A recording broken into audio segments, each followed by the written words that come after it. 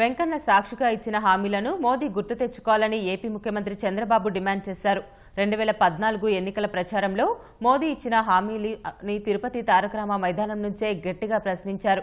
రాష్ట్ర ప్రయోజనాల కోసం అలుపెరగని పోరాటం చేస్తూనే ఉంటామన్న చంద్రబాబు కుట్ర రాజకీయాలపై చేస్తున్న ధర్మ పోరాటంలో అంతిమ విజయం తమదేనన్నారు. రైల్వే జోన్, కడప ఉక్కు కర్మాగారం సహా పలు విభజన హామీలను కేంద్రం పట్టించుకోవడం లేదని ఆవేదన వ్యక్తం చేశారు. చేస్తామని చెప్పి చేయకపోవడం నమ్మకద్రోహం కాదా అని ప్రశ్నించారు. రాష్ట్ర ప్రయోజనాలపై రాజీ పడే ప్రసక్తే లేదని ఏపీ ముఖ్యమంత్రి తేల్చి చెప్పారు. అన్ని సాధించే వరకు పోరాటం సాగిస్తామన్నారు. స్వర్ణాంధ్ర కావాలా, స్కామాంధ్ర కావాలా అని ఆనాడు గలమెత్తిన మోదీ ఇప్పుడు అవినీతి పరులతో ఎలా జట్టు కడుతున్నారని ఏపీ సీఎం నిలదీశారు. రాష్ట్ర ప్రయోజనాల కోసం తాను పోరాడుతుంటే జగన్, పవన్ కళ్యాణ్ మాత్రం మోదీపై ఈగ వాలనీయకుండా అడ్డుకున్నారని చంద్రబాబు దుయ్యబట్టారు. కుట్రలో భాగస్వామ్యమైన పార్టీలను చిత్తుగా ఓడించాలని తెలుగు ప్రజలకు పిలుపునిచ్చారు. ఆ వెంకన్న సాక్షిగా ఇక్కడ చూస్తూనే ఇదే స్థానంలో ఆనాటి ప్రధానమంత్రి అభ్యర్థి నరేంద్ర మోడీ గారు ఇచ్చిన హామీల్ని మళ్లీ గుర్తు చేయడానికి సభ్యపెట్టుకున్నాం. నమ్మక ద్రోహం, కుట్ర రాజకీయాలపై ధర్మ పోరాటం. ఈ ధర్మ పోరాటంలో అంతిమ విజయం మనదే. దీన్ని ఎవరు ఆపలేరని మరొకసారి గట్టిగా తెలియజేస్తున్నాను. ఢిల్లీలో ఉండే ప్రధానమంత్రికి ఉలిక్కిపడి లేయాలి. వెంకటేశ్వర స్వామి ఆయనకు గుర్తు చేయాలి.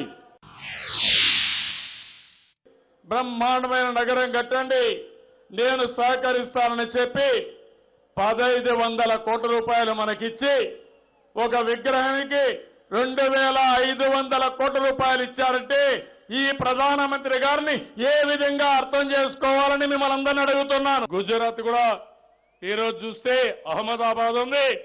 ఇంకా 2 జిల్లాల్లో డొలేరా నగరానికి శ్రీకారం చుట్టారు. మాకు ఒక నగరం అవసరం లేదా అని అడుగుతున్నా. ఢిల్లీ, ముంబైకి బుల్లెట్ ట్రైన్ ఇచ్చారు. దానికి 1,10,000 కోట్లు ఇస్తున్నారు. ముంబైలో సబర్బన్ రైలుకు 30,000, 40,000 కోట్లు ఇచ్చారు. మేము మాత్రం అర్హులం కాదా అని అడుగుతున్నా. రైల్వే జోన్ విశాఖపట్నం హక్కు ఇది ఇవ్వాల్సిన అవసరం ఉంది. దుగ్గరాజపట్నం పూర్తి చేయకుండా అటే ఉండే పరిస్థితి వస్తా ఉంది. విజయవాడ, విశాఖపట్నం మెట్రోలు కూడా మనలే పెట్టుకోమంటున్నారు. ఇంకో పక్క అమరావతికి రైలు కానీ రహదారి అనుసంధానం చేయకుండా నిర్లక్ష్యం చేసే పరిస్థితికి వచ్చారు. వెనుకబడిన జిల్లాల అభివృద్ధి ఆ రోజు బుందేల్ఖండ్ ప్యాకేజ్ ఇస్తామన్నారు. ఈ సంవత్సరంలో యూసీలు పంపించిన యూసీలు కూడా గుర్తుపెట్టకుండా మనకు ఆ డబ్బులు ఇచ్చి బాగున్నాయని చెప్పి మళ్లీ ఆ డబ్బులు వాపస్ తీసుకున్నారు. మనం ఇచ్చిన యూటిలైజేషన్ సర్టిఫికెట్స్ అన్ని ఫేక్ సర్టిఫికెట్ అంటారు.